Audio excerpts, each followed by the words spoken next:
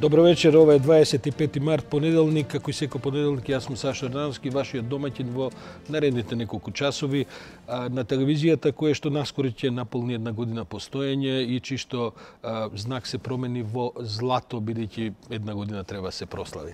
За денешната кратка дебата, која што ќе трае 15 на 20 минути, ја поканив со мене во студиото госпожа Билјана Ивановска, председателот на Државната комисија за спречување на корупцијата. Добро вечер.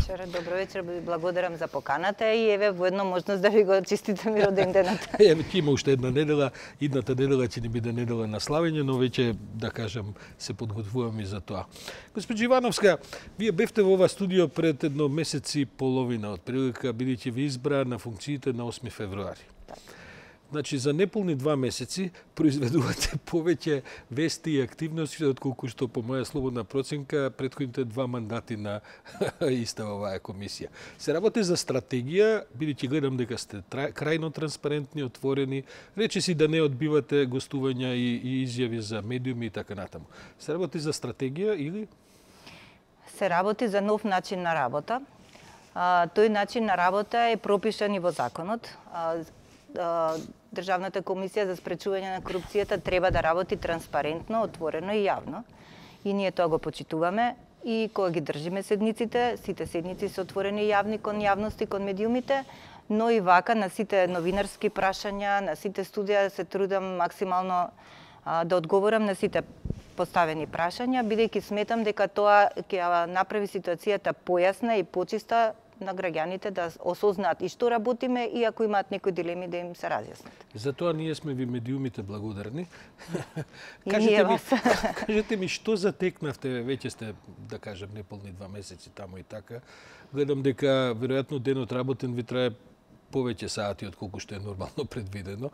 Што затекнавте, докаде сте со, да кажем, снимање на состојбите, бидејќи за толку краток, релативно краток период, веројатно човек не може ни сосема да се ориентира во време и простора, особено во материјата која треба да ја покриете? Па еве да се изразам фигуративно, затекнавме една така зарѓана застарена машинерија, која што ние се обидуваме сега со многу труд и со многу работа и со голема посветеност и одговорност да ја ставиме во функција и во движење. Најобично да кажем. Знаете, само што дојде нашето назначување, веднаш искочи проблемот со непотизмот.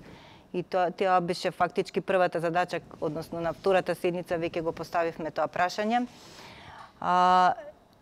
Повторно се појави нов список со вработувања под непотизам, постојано доаѓаат пријави од обични граѓани кои што си имаат мака и сакаат на некој начин да си го решат својот проблем. Ние до сега, од 8 февруар до сега, сите предмети што сме ги добиле, сме ги распоредиле и постапуваме по нив. Значи, буквално се е отворено и се постапува. Кај што треба сме доставиле барања за потребна документација, од каде што сме добиле потребна документација ги разгледуваме тие барања, ќе одиме на дополнителни теренски увиди да видиме, да си го доформиме предметот за подлабинско истражување и така. Во нашето општество има голема глад за правда. И кога ќе ги гледате анкетите, кога ќе гледате политички очекувања, дури мислам врзано и со наредниве председателски избори, практично луѓето ќе гласат помалку за кој каков кандидат е, отколку за таа перцепција кој би придонел во остварувањето на онаја, нели веќе сега прочуена нема правда, нема мир, на некаков слоган и така натаму. Вие спаѓате во тој ресор за некаква општествена правда спроведување. Ви правам еден подолг вовед, бидејќи стратегијата на СЕО беше слична. Тие навистина постојат веќе 3-4 години, но успеа за многу брз период да се востануваат како институција. И по моје мислење испорача, јас би рекол дури и повеќе отколку што јас бев спремен подготвен да очекувам на времето.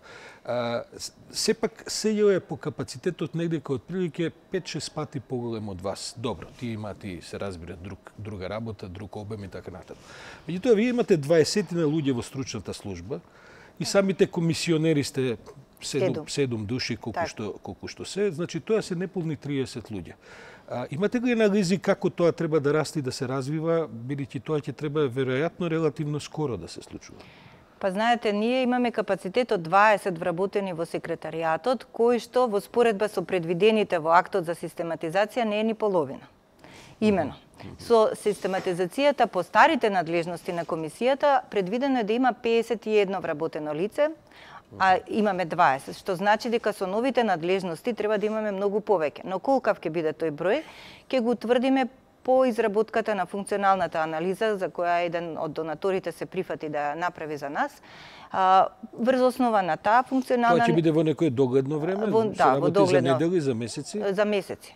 За месеци. Ние сакаме овој вакуум, кога се председателските избори, кога всушност и не можеме да вработуваме, да го искористиме тој период за подготовка на анализата, а потоа врз основа на таа анализа ќе изготвиме нова систематизација во која што ќе ги предвидиме сите нови надлежности кои што се на адреса на комисијата предвидени со закон, и ќе видиме колку навистина ќе ни бидат потребни луѓе.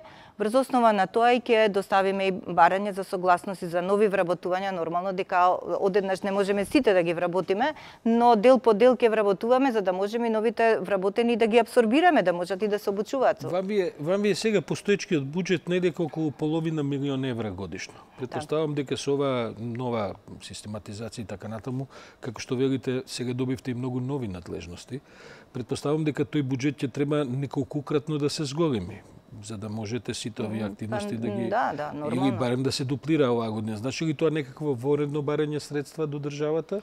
Од резервите сте разговарале со политичариве веќе на таа тема? Не со политичарите, знаете, Министерство за финансии редовно доставува, тоа е како дел од буџетското планирање, они неодамна минатата недела ни доставија да пополниме какви се нашите предвидувања во функција на тоа да изработат своја фискална стратегија за наредната година, и ние тука ставивме определена бројка и прикажавме еден мал дел од зголемувањето, да кажеме 10 вработени, од прилика, нели, онака што би можело да ги зголеми нашите капацитети, но понатаму следи ребаланс на буџетот, па така да ќе можеме да правиме потребни корекции.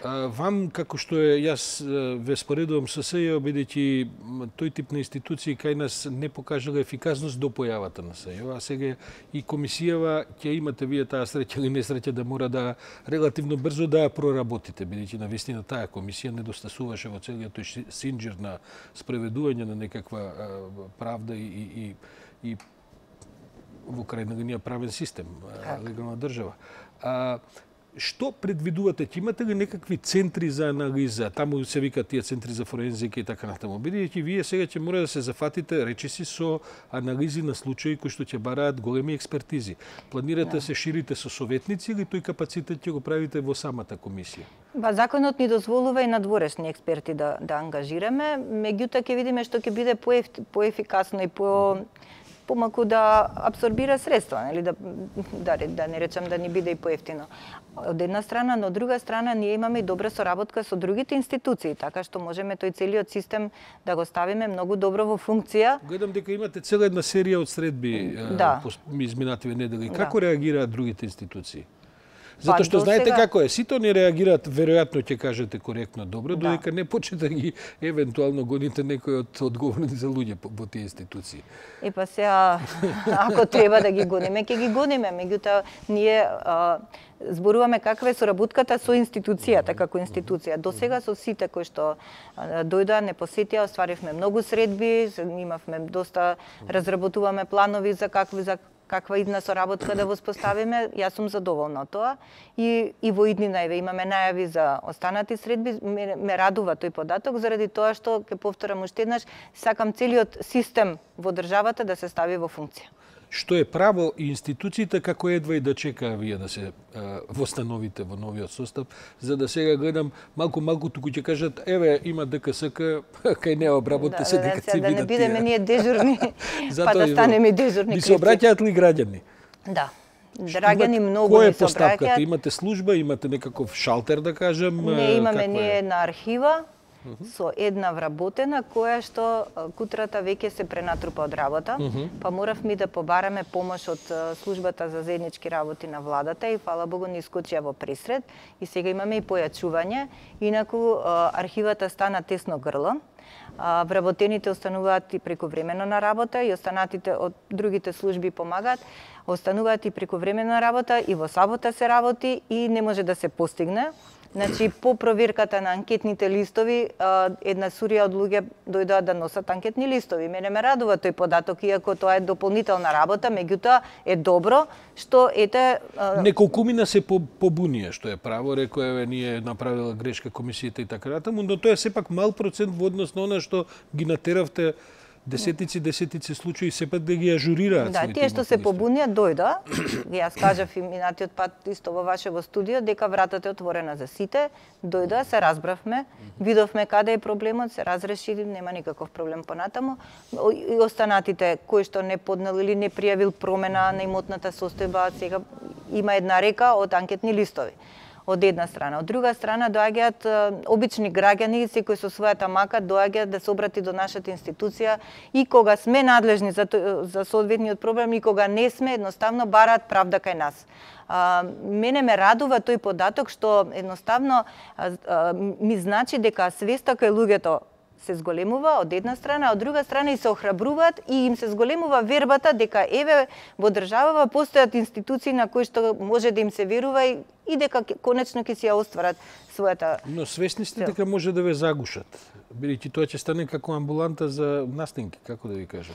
Немајте таму да дојде на ред од 30 души дневно, па да не можете и овие крупни работи. Бидејќи јас знам како е, јас памтам во транспарентност на времето, ние имавме, кога почнувавме пред 20 на години, имавме таа пракса со години да примаме случаи. И потоа доаѓаат сите можни луѓе кои што имаат некаков проблем, од нивата разграничување до станот, до права од здравствен сектор и така натаму. И тоа бара капацитет за... Така, тоа има висок ризик тука за да не загушат, меѓутоа, како што кажав и преска, сакаме да ги вклучиме и останатите институции од системот, да речеме инспекторатите и тие кои што би биле надлежни за некои од проблемите кои што доаѓаат за кои што доаѓаат граѓаните, така да мислам дека и се трудиме да им излеземе во пресред буквално на сите граѓани, затоа не оставаме ниту еден предмет да не биде отворен и да не се почне постапка за негово разрешување. Што е до нас? Да го решиме, што не донесуваме одлука дека се затвора и при тоа ги упатуваме граѓаните каде треба да се обратат. Каде понатаму. Да. Гледам амбициозно влегувате и околу изборите. Оваа иницијатива да ги земете регистарските таблички на автомобилите, да проверувате кој е на работно место, а кој е на изборни карвани и така натаму. Имате капацитет за тоа? Се повикавте дека ќе побарате помош и од невладините организации, од вработени? Ние разговаравме со невладините веќе. Разговаравме со платформата на граѓанските здруженија и они ни кажаа дека имаат голем број на посматрачи низ целата држава, така да се рачунаме на нивна помош. А бидејќи таа база на податоци ќе ја ставиме на нашата веб страна, рачунаме на помош од сите граѓани. Секој ќе може, доколку знае, секој за комшијата знае која му е приватна, која му е службена кола, ќе може да пријави. Како реагирате на тој тип на електронски пријави? Имате некаква, како да кажем, на веб страната треба да се ставиме алатка, да, така. Планираме да ставиме една алатка на веб страната и да може тоа да се пријава. Имате Facebook страна?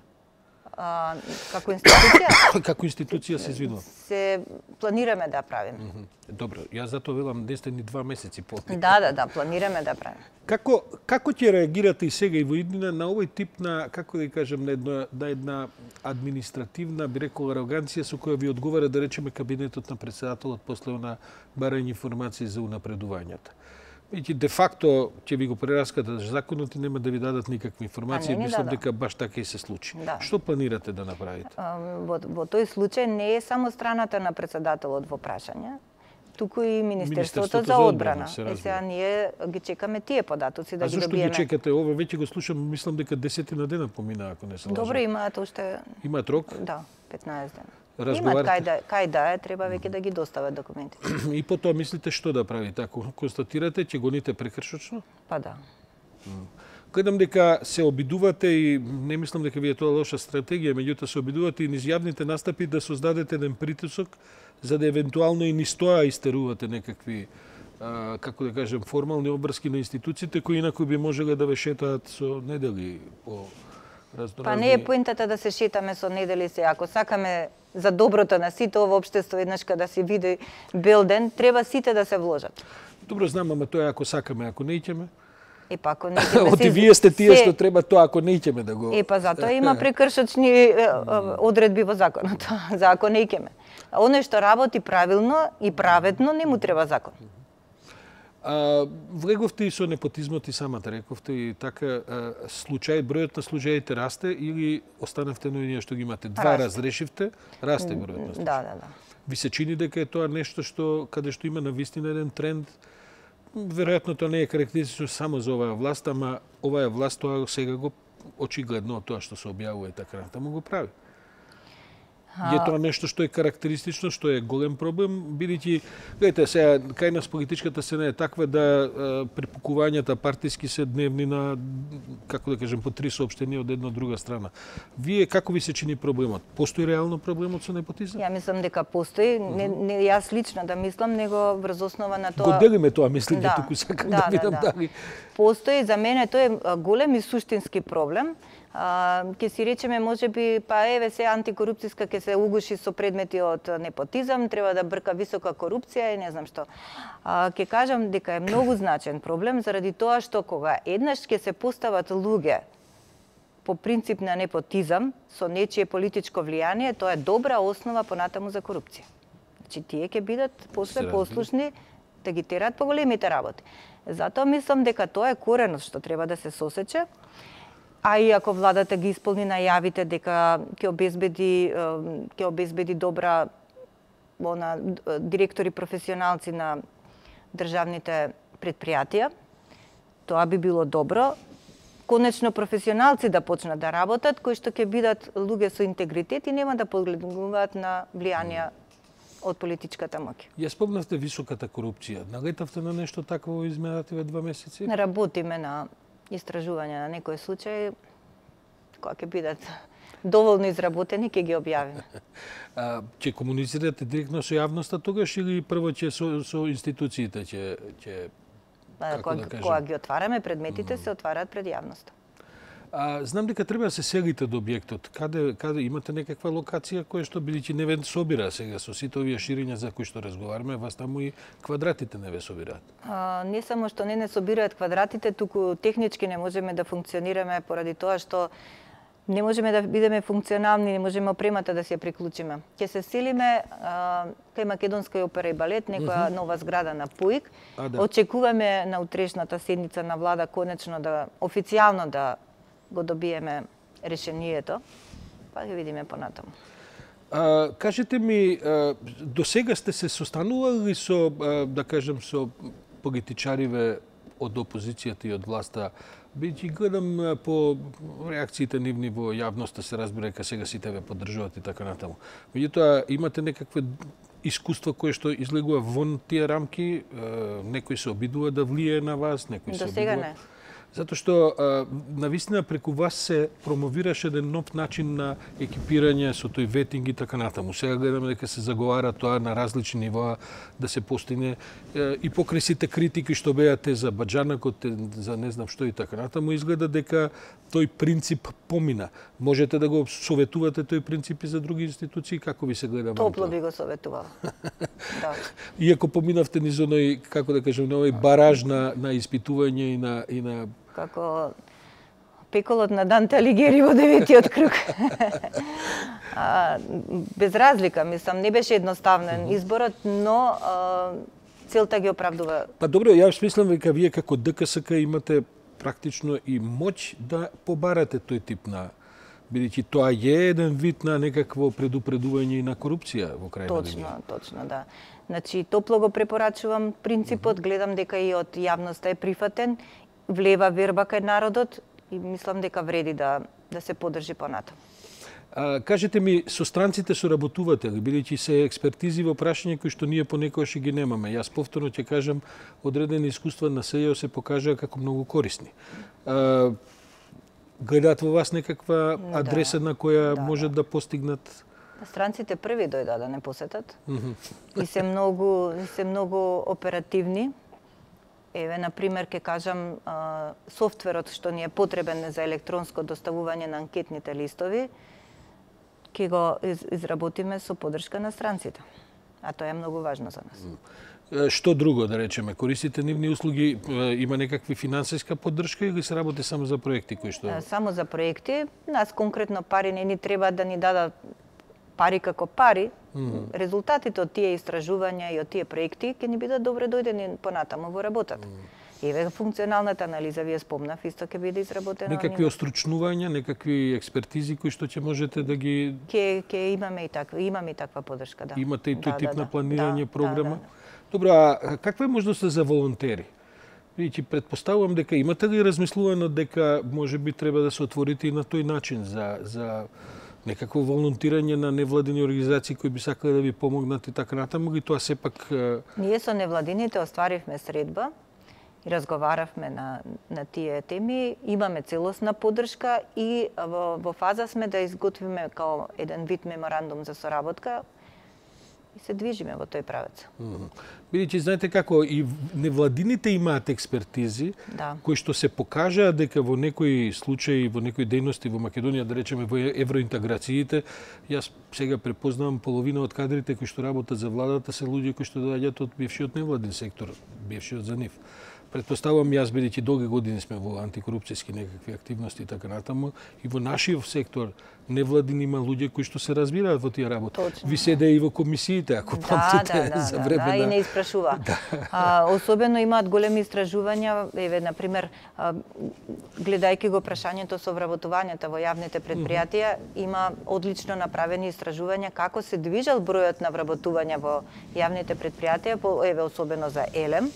И кога ќе го чуе човек податокот дека од 2010 до 2016 бројот е зголемен за повеќе од 1000 вработени, мислам тоа е нешто фрапантно и ја пали црвената сијалица за понатамошни делувања од наша страна. Да ве прашам, колку ќе имате време да се занимавате со стари случаи? Ве праша неодамна за изјавата на Бели, за вашите претходници и така натаму, за случаите кои тие ги покрена.